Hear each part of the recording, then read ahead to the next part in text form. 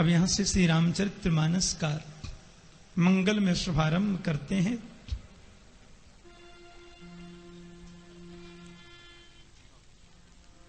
मंगल में प्रारंभ किया। एक बड़ी विचित्र बात आपसे बताएं।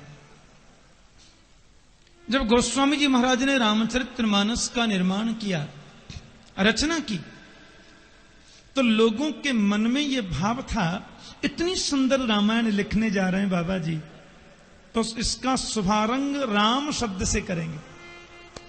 रामायण में सबसे पहले गोस्वामी जी राम शब्द लिखेंगे। राम के इतने लाडले भक्त हैं। लेकिन गोस्वामी जी ने रामचरितमानस का आरंभ किया वर्ण शब्द से कि वर्णानामर्थ संघानाम रसानाम छंदसामपि मंगलानां च कर्तारो वंदे वाणी विनायको।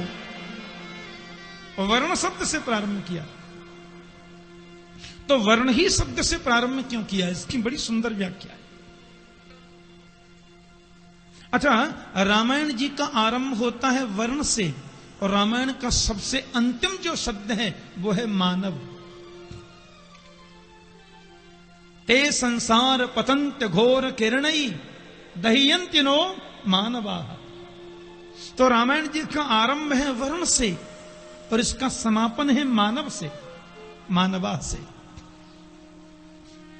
तो वर्ण शब्द से ही क्यों किया? कहते हैं इसके कई कारण हैं। गोस्वामी जी ये बताने का प्रयास करते हैं कि रामायण जो है वो किसी व्यक्ति विशेष की पूंजी नहीं है। आगे भविष्य में कई ब्राह्मण लोग ये न कहने लग जाएं कि रामायण के केवल हम ही अधिकारी होंगे, हम लोग वेद पढ़ते हैं, हम लोग संस्कृतज्ञ होते हैं, हम लोग शुद्ध रहते हैं, उच्च कुल में हमने जन्म लिया है। या फिर आगे चलकर क्षत्रिय कुल राजा कहीं ये न कहने लग जाएं कि राम जी हमारे वंश में अवतरित हुए थे, राम जी हमारे पूर्वज कहलाए क्षत्रिय वेद थे, क्षत्रिय हम हैं।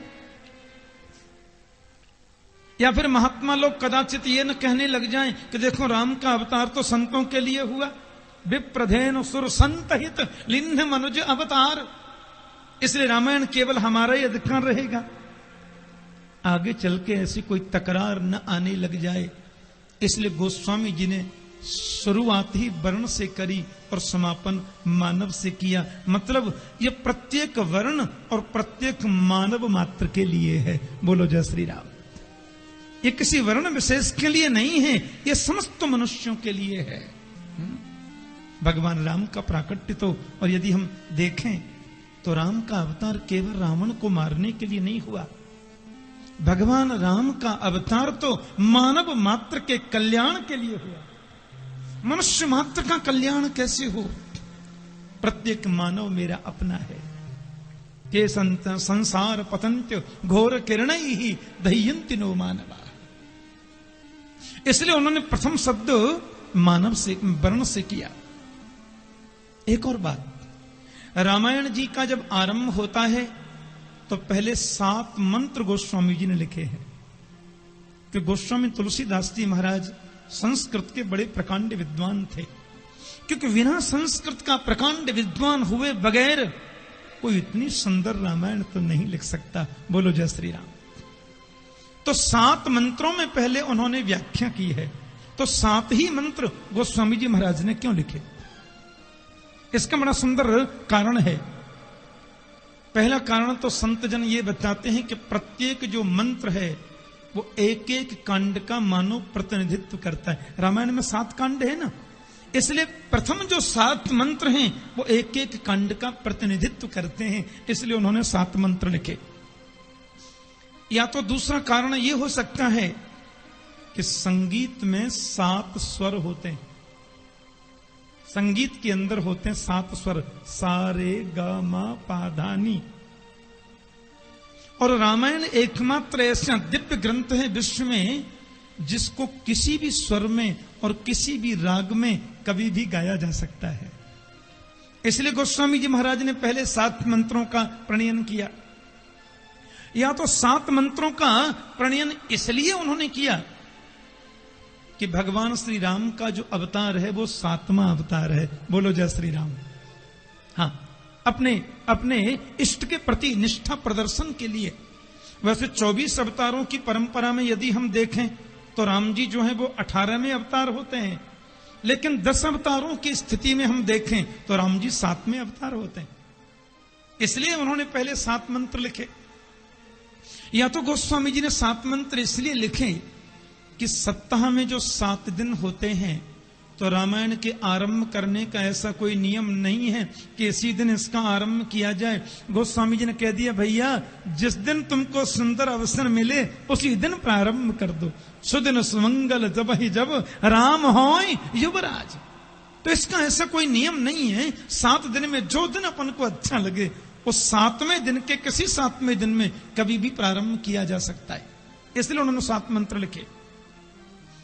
या तो 7 मंत्र लिखने का ये कारण रहा होगा, गोस्वामी जी ने सोचा होगा कि आगामी भविष्य में ये राम कथा 7 समुद्रों पर अपना साम्राज्य स्थापित करेगी, बल्कि 7 समुद्र पार विदेशों में भी इसका प्रचार प्रसार होगा और विदेश में भी राम भक्त उत्पन्न होंगे।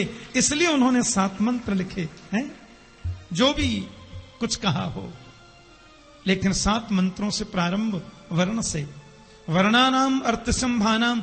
सबसे पहले गणपति महाराज और सरस्वती जी की वंदना की। जो जितने वर्ण हैं, जितने अर्थों के समूह हैं, उनका प्रणयन करने वाली उनकी अधिष्ठात्री, शब्द की वाणी की अधिष्ठात्री देवी सरस्वती और विघ्नों के विनाशक, सब प्रकार के सुख समृद्धि को देने वाले भगवान गणपति के चरणों में मैं प्रणाम करता हूं। देवी सरस्वती को मैं वंदन करता हूं कि भवानी शंकरौ वंदे श्रद्धा विश्वास रूपिणौ याभ्याम बिना न पश्यन्ति सिद्धा स्वान्तस्तमीश्वरम्। मैं देवी भवानी और शंकर दोनों को प्रणाम करता हूं। माता और पिता के रूप में भी पहले माता की वंदना, मातृदेवो भव, पितृदेवो भव, आचार्य देवो भव। गुरु जी का नंबर तो 3 में आता है। हाँ, सर्वप्रथम वंदना तो मां की जाती है। तो माता और पिता के रूप में यदि देखें तो भी पहले भवानी की वंदना, फिर भगवान शंकर पिता की वंदना। और श्रद्धा विश्वास के रूप में देखें तो पहले श्रद्धा की वंदना, बाद में विश्वास की वंदना। बिना श्रद्धा के विश्वास नहीं हो सकता और बिना विश्वास के श्रद्धा दृढ़ीभूत नहीं हो सकती। बोलो जय श्री राम। भगवान शंकर साक्षात विश्वास का प्रतीक हैं। परम्बा श्री पार्वती जी श्रद्धा का स्वरूप है। श्रद्धा तो जीवन में होनी नितांत जरूरी है। बिना श्रद्धा के गोविंद मिलेगा कैसे? याभ्याम विना न पश्यन्ति सिद्धा स्वान्तस्थमीश्वरम। बिना श्रद्धा और बिना विश्वास के अपने स्वांतस्थ में विराजमान ईश्वर को बड़े बड़े सिद्ध लोग भी नहीं समझ पाते। ईश्वर हृदय में बैठा है पर श्रद्धा नहीं है, विश्वास नहीं है, तो उसको देख नहीं पाते, उसको समझ नहीं पाते। विश्वास चाहिए। एक आदमी शंकर जी की पूजा करने के लिए गया, ध्यान देना, और भगवान शंकर की पूजा करने गया तो देखा शिव जी के ऊपर चूहा बैठा है और जो भक्त लोग चनोरी चढ़ा गए थे वो चूहा खा रहा है। बस उसने जैसे ही देखा कि राम राम राम राम, जो अपने सिर पर बैठे चूहे को नहीं हटा सकता वो मेरी रक्षा क्या करेगा? इधर फेंका लोटा, इधर फेंका बेलपत्र, आगे फेंकी चनौरी, कोई भगवान भगवान नहीं है, और सब छोड़ करके भाग गए। एक तो वो व्यक्ति है, दूसरा व्यक्ति आया, भगवान शिव के दरबार में जैसे प्रवेश किया, देखा तो चूहा बैठा चनौरी खा रहा है शिव जी के माथे पर बैठ के।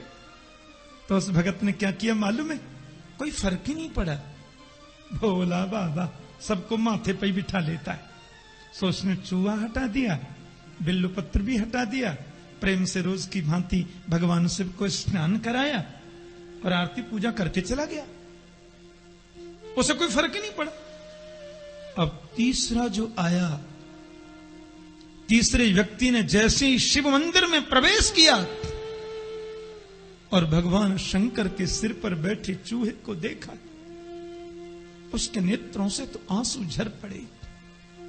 विश्वास पक्का है, श्रद्धा ऊंची है। आपका नाम शिव है, आप आशुतोष हैं। आंसू शीघ्रम तुष्यति थी आशुतोष है, पर आप आशुतोष हैं ये तो मैं आज प्रत्यक्ष देख रहा हूं। चूहे को भी गले से लगाते हो, चेंटियों को भी हृदय से लगाते हो, क्यों न लगाओ, आपके ही तो हैं सब, और इनमें भी तो आप विद्यमान हैं, इन सब रूपों में तो आप ही विद्यमान हैं।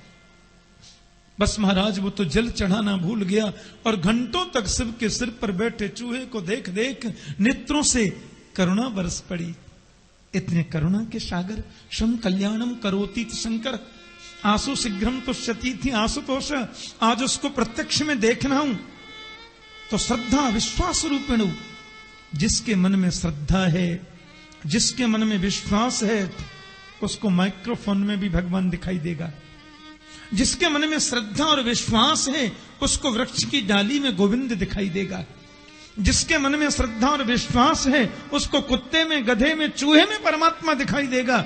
और जिसके मन में श्रद्धा और विश्वास नहीं है, उसको हृदय में बैठा परमात्मा भी कभी दिखाई नहीं देगा। बोलो जय श्री राम। तोयाभ्याम बिना न पश्यन्ति सिद्धा स्वान्तस्तमीश्वरम्। बिना उनकी कृपा के। श्रद्धा बहुत बड़ी चीज है। हम गिरिराज जी परिक्रमा देने जाते हैं, पैरों में छाले पड़ जाते हैं, लेकिन श्रद्धा है, विश्वास है कि एक मेरे गोविंद का रूप है, मेरे परमात्मा का रूप है, इसलिए थकान महसूस नहीं करते। और कुछ लोग जिनमें श्रद्धा नहीं, गए थे महाराज 10 दिन हम तो पलंग पे ही पड़े रहे, खाए वो क्या, खामा खा गए, तो उनके लिए कुछ नहीं है, खामा ही खाए। तो विश्वास जहां है, श्रद्धा जहां है, वहीं परमात्मा निवास करते हैं। तो श्रद्धा और विश्वास के प्रति भगवान भवानी शंकर के चरणों में हम बार बार वंदन करते हैं। और एक बड़ी सुंदर बात कही कि वंदे बोधमयम नित्यम गुरुम शंकर रूपिणम यमाश्रितो हि विक्रोपि चंद्रः सर्वत्र वंद्यते।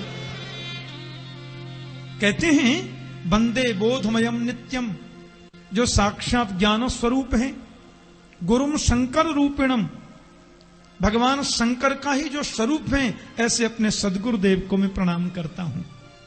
यमाश्रितो ही वक्रोपि, भगवान शंकर, क्योंकि रामायण जी में लिखा है तुम त्रिभुवन गुरु वेद बखाना। त्रिभुवन के गुरु साक्षात भगवान शिव हैं। तुम त्रिभुवन गुरु वेद बखाना। गंभीर हो जाए तो सबका पालन हो जाए, और भ्रकुटी को टेढ़ी कर दें तो सबका प्रलय हो जाए। उद्भव स्थिति संहार कारणिम क्लेश हारिणीम सर्वश्रेयस्करीम सीताम न तो हम राम वल्लभाम। राम वल्लभा श्री सीता जी को मैं प्रणाम करता हूं। और इस प्रकार से भगवान राम श्री जानकी जी को प्रणाम करने के बाद में गोस्वामी जी अपने मन की बात कहते हैं कि नाना पुराण निगमागम सम्मतम यत् रामायणे निगदितम क्वचिदन्यतोऽपि स्वान्तसुखाय तुलसी रघुनाथ गाथा भासा निवल्धमति मंजुलमातनोति। गोस्वामी जी अपनी बात बड़ी स्पष्ट शब्दों में कहते हैं कि मैंने इसमें अपनी तरफ से कुछ नहीं किया है। नाना पुराण निगम आगम, उनमें जो भी सम्मत बात है, शास्त्रीय बात है, उसका मैंने इसमें संग्रह किया है। और कुछ धन्य तोपी, कुछ अन्य जगह से भी लिया, कुछ अपने मन के भावों को भी मैंने प्रकट करने का प्रयास किया। लेकिन कोई ये न समझे कि ये मेरा दुराग्रह है।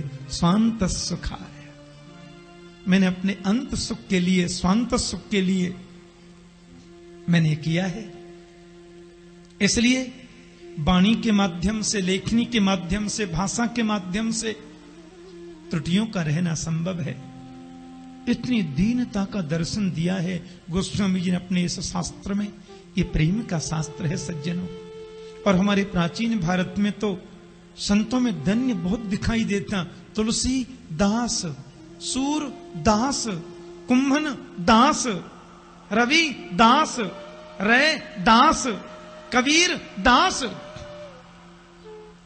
अब तो मत पूछो, हमारा 3-3 लाइन में तो पूरा नाम आता है।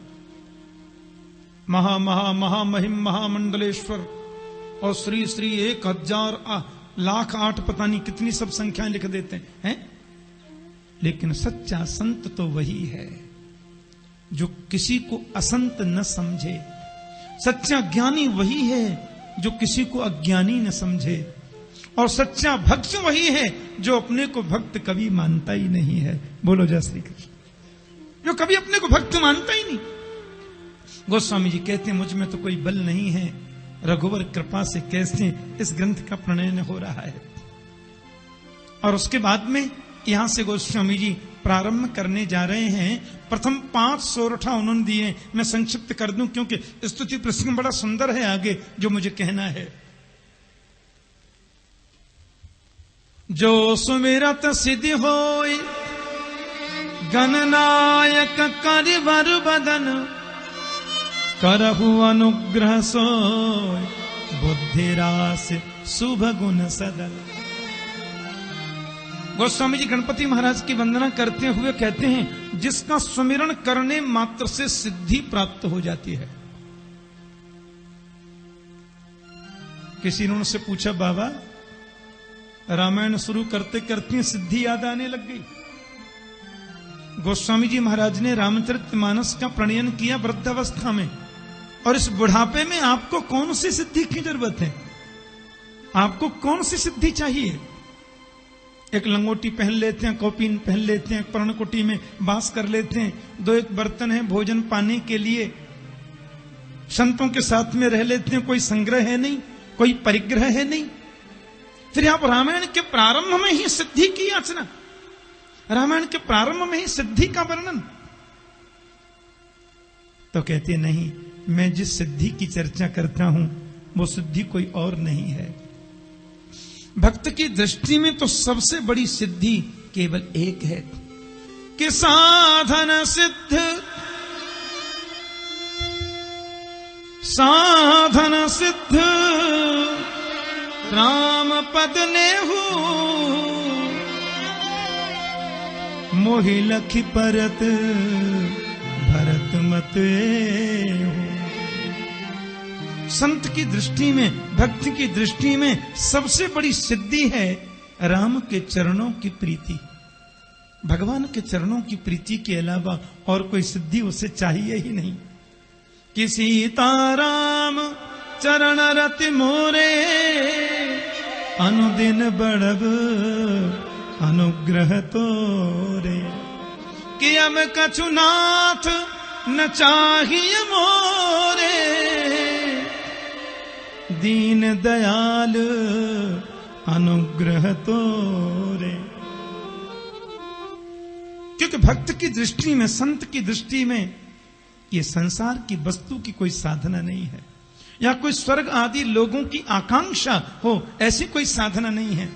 उनकी दृष्टि में तो एक ही साधना होती है, साधन सिद्ध राम पद नेहु। राम के चरणों में नेह हो जाए, राम के चरणों में प्रीति हो जाए, और कोई अभिलाषा और कोई आकांक्षा नहीं है।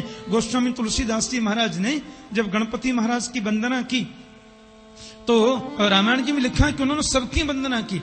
शंकर की वंदना, पार्वती जी की वंदना, फिर देवताओं की वंदना, ब्राह्मणों की वंदना, फिर उनकी वंदना। और वंदना करते करते करते करते गोसाई जी ने सिर उठा करके देखा तो देवताओं की बड़ी भीड़ लगी थी। एक लाइन में देवियां खड़ी हैं, एक लाइन में देवता खड़े हैं, एक लाइन में भूत प्रेत पिशाच भी खड़े हैं, एक लाइन में चोर जेब कतरा डाकू भी खड़े हैं, क्योंकि उन्होंने वंदना तो सबकी की है। कहिए, देवता बोले आपने बहुत हमारी वंदना गाई, इसलिए हमसे भी कुछ वरदान मांगो। दैत्य बोले आपने हमको भी वंदन किया, इसलिए हमसे भी कुछ मांग लो जी। भूत प्रेत पिशाच बोले हमारी भी वंदना की आपने, इसलिए हमसे भी कुछ मांग लो। तो गोस्वामी तुलसीदास जी बोले मैंने तो आप सबको बुलाया नहीं था देने के लिए, फिर भी आप लोग पधारे हैं तो एक ही वरदान दे दीजिए। क्या? कि मेरे अंतर हृदय में श्री सीताराम जी आकर के विराजमान हो जाएं।